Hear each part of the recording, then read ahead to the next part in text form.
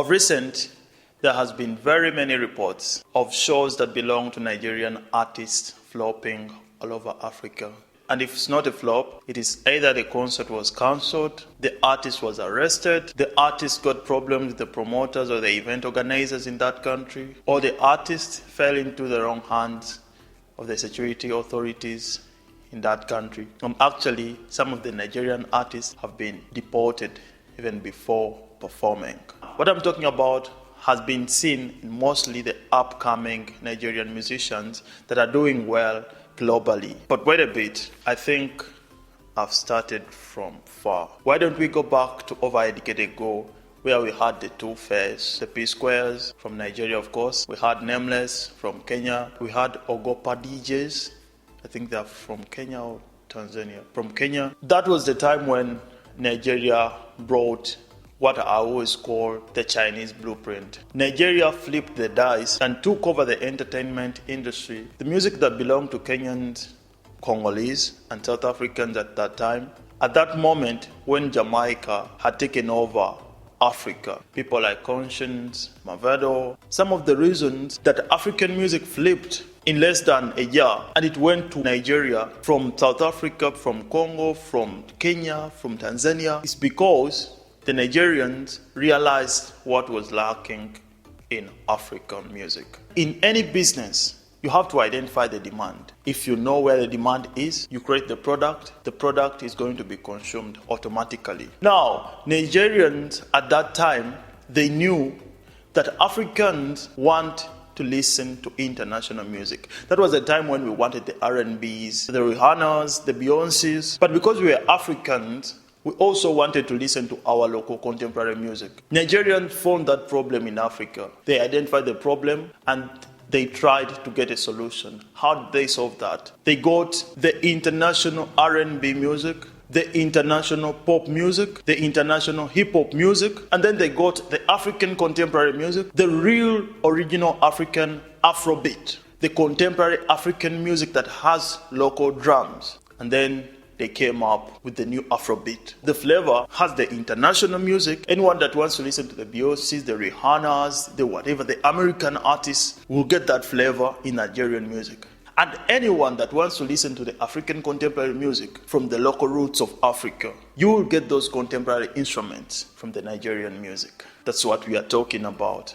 The music business. Right now, it is so much difficult to beat Nigerian music. 10 years to come, 20 years to come, you'll be watching this video and I predict it will be so hard to beat Nigerians musically in Africa. All that being said, let's go back to the war that has been opened against Nigerian musicians. One wise man from Uganda, his name is Bobby Wine, he once said that there is more politics in the music industry than in the parliament.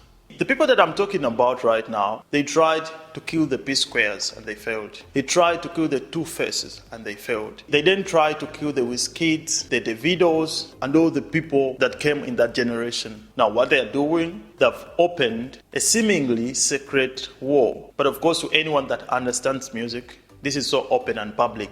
In 2020, Uganda was under a total lockdown, of course, because of the COVID-19 situation. The schools were closed, the bars were closed, hotels and everything was closed. But in 2020, December, some event organizers booked Omale and Thames, these are Nigerian artists, to go and perform in Uganda. It was almost a VIP show and everything was cleared. When these two arrived in Uganda, they were given a very warm welcome. They were given security from the Uganda police. They went and performed. The show was fully packed under that total lockdown. The police was there to guard that show and it went on successfully. Now, the next day, on the 13th of December, when Thames and Omale were preparing to leave the country, they were arrested.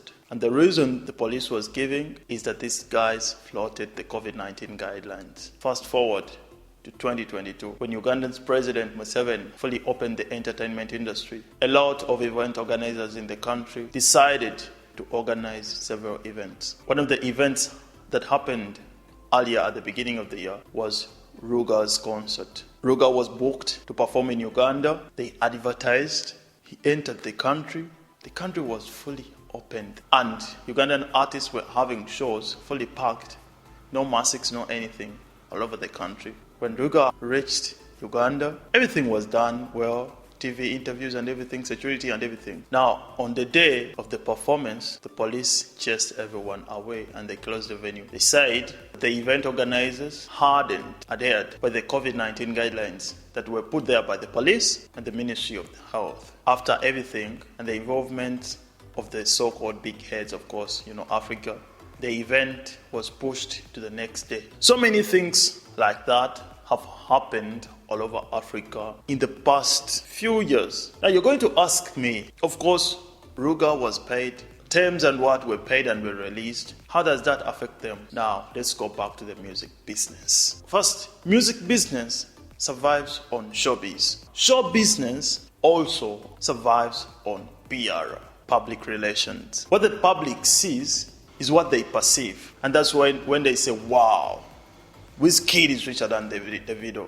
No, Davido is more rich than Wizkid because of what they see, what they hear, what they read in blogs. This is show business. Now, this is how these people do it. They bring an artist, they pay you whatever money you're going to tell them that you want. Then they bring you into the country. What they do, they won't advertise enough. They make sure that your show flops. Then the media will start writing about you, that Ruga's Ugandan concert flopped. They will do that in Uganda, Kenya, Tanzania, Rwanda, and they will kill your image in the region. They are killing your image in your prospective fans. The fans that respect you, or even the people that would have become your fan after that concert. They are telling them that you're not powerful anymore. Your music is not consumed by other people. And then they are also killing your business, that there is no one that is going to want to book you again because they will say, this guy's shows flop. Now, Nigeria was one of the countries, if not the very first country in Africa, to emphasize copyright law, where a person has full rights over something he has created. This has of course helped Nigerian artists to earn a living out of their content.